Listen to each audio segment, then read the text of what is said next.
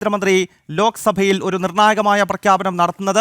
അത് മറ്റൊന്നുമായിരുന്നില്ല, ജമ്മു കശ്മീരിന്റെ ആർട്ടിക്കിൾ 370 മരവിപ്പിച്ചിരിക്കുന്നു എന്ന ശക്തമായ നിലപാട് അദ്ദേഹം പാർലമെന്റിനെ അറിയിക്കുകയായിരുന്നു. ഈ ദിവസം തന്നെയാണല്ലോ ഇത്തരം ഒരു വിവാദ പ്രസ്താവനയുമായി ജമ്മു കശ്മീരിന്റെ മുൻ മുഖ്യമന്ത്രി രംഗത്തെത്തിയിരിക്കുന്നത്.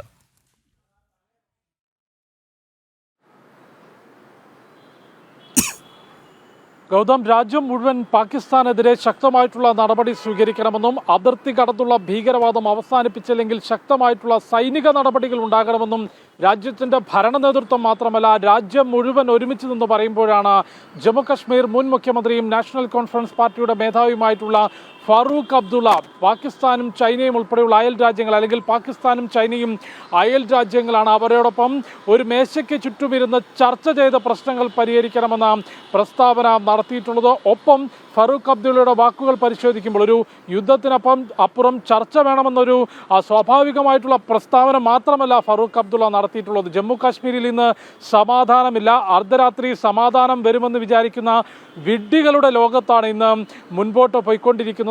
ഒപ്പം ഇത്തരം ഭീകരർക്കെതിരെ സ്വീകരിക്കുന്ന നടപടികൾ, ഗൺ ഫൈറ്റുകളിലൂടെ ഭീകരരെ ഇല്ലാതാക്കുന്ന രീതി ഏറെ സങ്കടപ്പെടുത്തുന്നതാണ്, ഏറെ ഖേദകരമാണ് എന്ന പ്രസ്താവന കൂടിയാണ് ഫാറൂഖ് അബ്ദുള്ള നടത്തിയിട്ടുള്ളത്. ഗൗതം ചൂണ്ടിക്കാട്ടിയതുപോലെ ജമ്മു കാശ്മീരിൽ ആർട്ടിക്കിൾ 370 റദ്ദാക്കിയിട്ട് ഇന്ന് 6 വർഷം തികയുകയാണ്. ജമ്മു കാശ്മീരിന്റെ ചരിത്രത്തിൽ തന്നെ ഒരു നാഴികക്കല്ല്, അല്ലെങ്കിൽ ആർട്ടിക്കിൾ 370 റദ്ദാക്കുന്നതിന് മുൻപും ശേഷവുമെന്ന് ജമ്മു കാശ്മീരിന്റെ ചരിത്രം വേർതിരിക്കാവുന്ന അത്രയും നിർണായകമായിട്ടുള്ള തീരുമാനമായിരുന്നു നരേന്ദ്രമോദി സർക്കാരിൻ്റെത്. അതിനുശേഷം ജമ്മു കാശ്മീരിൽ നടത്തിയിട്ടുള്ള പ്രവർത്തനങ്ങൾ, അവിടെ സമാധാനം ശ്രമങ്ങൾ ഉണ്ടായി. ഒപ്പം ഭീകരാക്രമണങ്ങളിൽ സാധാരണക്കാർ കൊല്ലപ്പെടുന്ന സംഭവങ്ങളിൽ 80% കുറവുണ്ടായി എന്ന് രേഖകളുടെ തെളിവുകളുടെ അടിസ്ഥാനത്തിൽ കേന്ദ്ര ആഭ്യന്തരമന്ത്രി അമിത്ഷാ അടുത്തിടെ പാർലമെന്റിനെ അറിയിച്ചിരുന്നു. ഭീകരാക്രമണങ്ങളിൽ കുറവുണ്ടായി, സുരക്ഷാ ഉദ്യോഗസ്ഥർക്കും ജനങ്ങൾക്കും നേരെ ഭീകരരുടെ പിന്തുണയോടെ കല്ലെറിയുന്ന സംഭവങ്ങൾ പൂർണ്ണമായും ഇല്ലാതാക്കി. ഒപ്പം സമാധാനപരമായി വീണ്ടും ഒരു ഇടവേളയ്ക്ക് ശേഷം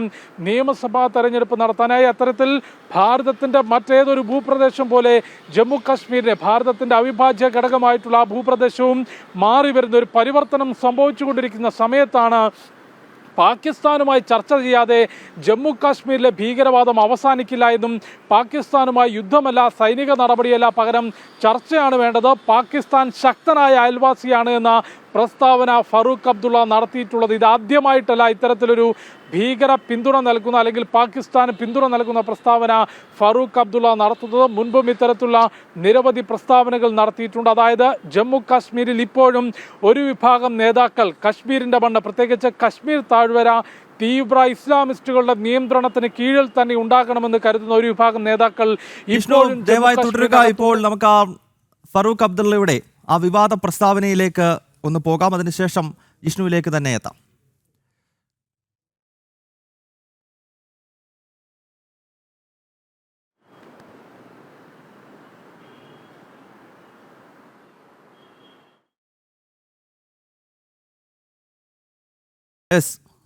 ജമ്മു കശ്മീർ മുൻ മുഖ്യമന്ത്രിയും നാഷണൽ കോൺഫറൻസിന്റെ മുതിർന്ന നേതാവുമായ ഫാറൂഖ് അബ്ദുള്ളയാണ് വിവാദ പ്രസ്താവന നടത്തിയിരിക്കുന്നത്.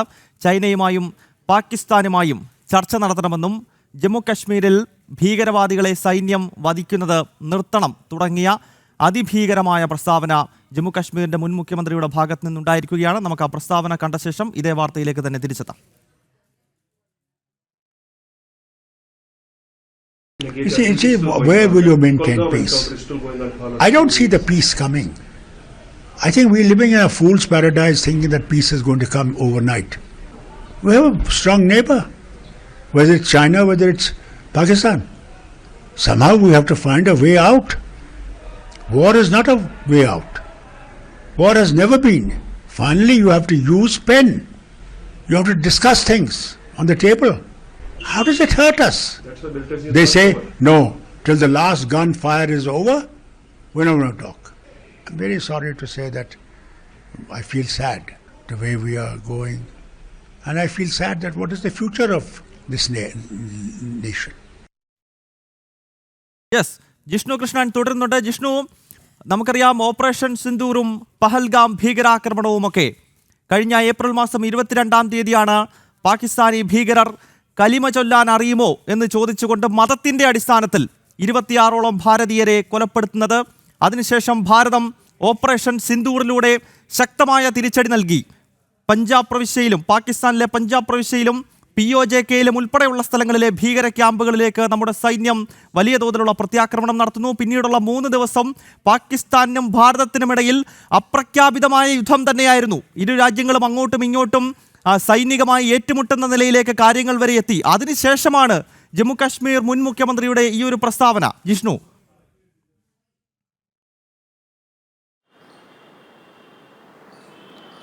ഗൗതം, തീർച്ചയായും അത്തരത്തിലൊരു ഗുരുതരമായിട്ടുള്ള അല്ലെങ്കിൽ ഗൗരവമുള്ള വിഷയം ഭാരതം പാകിസ്ഥാനെതിരെ ഉന്നയിക്കുകയും ഒപ്പം അതിശക്തമായിട്ടുള്ള തിരിച്ചടി സൈനികപരമായും അതിനുശേഷം രാജ്യത്തിൻ്റെ ഭരണ നേതൃത്വത്തിനപ്പുറത്തേക്ക് രാജ്യത്തിൻ്റെ മുഴുവൻ മനസ്സാക്ഷിയും ഒരുമിച്ച് നിന്ന് പറഞ്ഞത് ഇനിയും നമ്മുടെ മണ്ണിലേക്ക് ഭീകരവാദത്തെ കടത്തിവിട്ടാൽ അതിശക്തമായിട്ടുള്ള തിരിച്ചടി നേരിടേണ്ടി വരും എന്ന് ഭാരതം ഒരുമിച്ച് നിന്ന് പറയുകയും അത് ഓപ്പറേഷൻ സിന്ദൂറിലൂടെ ഒരു തവണയല്ല മുൻപ് സർജിക്കൽ സ്ട്രൈക്കിലൂടെയും ഏറ്റവും ഒടുവിൽ ഓപ്പറേഷൻ സിന്ദൂറിലൂടെയും തെളിയിക്കുകയും ഭാരതം ചെയ്തിട്ടുണ്ട്. അത്തരത്തിൽ അതിശക്തമായിട്ടുള്ള തീരുമാനം പാകിസ്ഥാനെതിരെയും ഭീകരർക്കെതിരെയും സ്വീകരിച്ചുകൊണ്ട് മുൻപോട്ട് പോകുമ്പോഴാണ് ജമ്മു കാശ്മീർ മുൻ മുഖ്യമന്ത്രി ഫറൂഖ് അബ്ദുള്ള പാകിസ്ഥാനുമായി ഒരു മേശയ്ക്ക് ചുറ്റുമിരുന്ന് ചർച്ച ചെയ്യണം എന്ന് പ്രതികരിച്ചിട്ടുള്ളത്. അതിനും അപ്പുറത്തേക്ക് പ്രതികരണത്തിന്റെ രണ്ടാം ഭാഗം പരിശോധിക്കുമ്പോൾ ആ മാധ്യമപ്രവർത്തകൻ ചോദിക്കുന്നത് കുൽഗാമിൽ ഏറ്റവും ഒടുവിൽ നടന്നിട്ടുള്ള ഓപ്പറേഷൻ മഹാദേവ് ഉൾപ്പെടെ അത്തരം ഗൺ ഫൈറ്റുകളെ കുറിച്ച് ചോദിക്കുമ്പോൾ ഐ ഫീൽ സാഡ് എന്നുള്ളതാണ് ഫറൂഖ് അബ്ദുള്ള പറഞ്ഞിട്ടുള്ളത്. അതായത്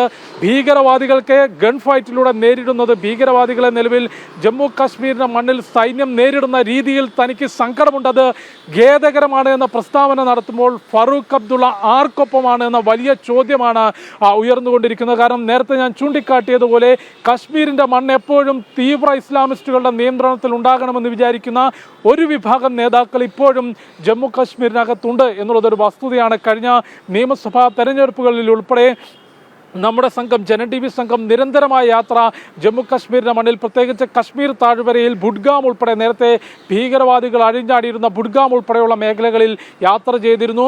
വലിയൊരു ശതമാനം ആളുകളും ജനങ്ങളും ഇന്നത്തെ ഈ ഒരു മാറ്റത്തിൽ സന്തോഷിക്കുകയും അവരുടെ ജീവിത നിലവാരം ഉയർത്തിക്കൊണ്ട് കശ്മീരിൽ സമാധാനം ഉറപ്പാക്കുന്നതിൽ സന്തോഷിക്കുകയും ആ പരിവർത്തനം ഉൾക്കൊള്ളുകയും ചെയ്തിരുന്നെങ്കിൽ ചെറിയൊരു ശതമാനം നേതാക്കൾ, അതിൽ ഫറൂഖ് അബ്ദുള്ള ഉൾപ്പെടെയുള്ള നേതാക്കളെന്ന് നമുക്കിപ്പോൾ എടുത്തു പറയാൻ സാധിക്കുന്നത് മുൻപും ഏറ്റവും ഒടുവിൽ ഫറൂഖ് അബ്ദുള്ള നടത്തിയിട്ടുള്ള പ്രതികരണങ്ങൾ പരിശോധിക്കുമ്പോൾ ഭീകരർക്ക് പിന്തുണ നൽകുന്ന അല്ലെങ്കിൽ തീവ്ര ഇസ്ലാമിസ്റ്റുകളുടെ നിയന്ത്രണത്തിലായിരിക്കണം കശ്മീർ താഴ്വര എന്ന് കരുതുന്ന ഒരു വിഭാഗം നേതാക്കൾ ഇപ്പോഴും കശ്മീരിനകത്തുണ്ട്. അതുകൊണ്ടാണ് ഇത്രയും വിവാദപരമായിട്ടുള്ള അല്ലെങ്കിൽ രാജ്യത്തിൻ്റെ നിലപാടുകൾക്കെതിരായിട്ടുള്ള, ദേശീയ നിലപാടുകൾക്കെതിരായിട്ടുള്ള, രാഷ്ട്രീയത്തിനപ്പുറത്തേക്ക് രാഷ്ട്രത്തിനെതിരായിട്ടുള്ള പ്രസ്താവന ഫറൂഖ് അബ്ദുള്ളയുടെ ഭാഗത്തു നിന്നുണ്ടായിട്ടുള്ളത്.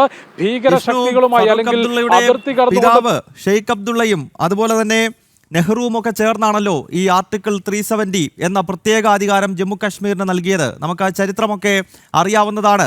അതിനുശേഷം കശ്മീരിൻ്റെ അവസ്ഥ എന്തായിരുന്നു? ഇസ്ലാമിക ഭീകരവാദികൾ അഴിഞ്ഞാടുകയായിരുന്നല്ലോ. 80-കളുടെ അവസാനവും 90-കളുടെ ആദ്യത്തിലും കശ്മീരി പണ്ഡിറ്റുകൾക്ക് ആ താഴ്വര വിട്ട് ഭാരതത്തിൻ്റെ നാനാഭാഗങ്ങളിലേക്ക് പലായനം ചെയ്യേണ്ട വന്ന ചരിത്രം നമുക്ക് മുന്നിലുണ്ട്.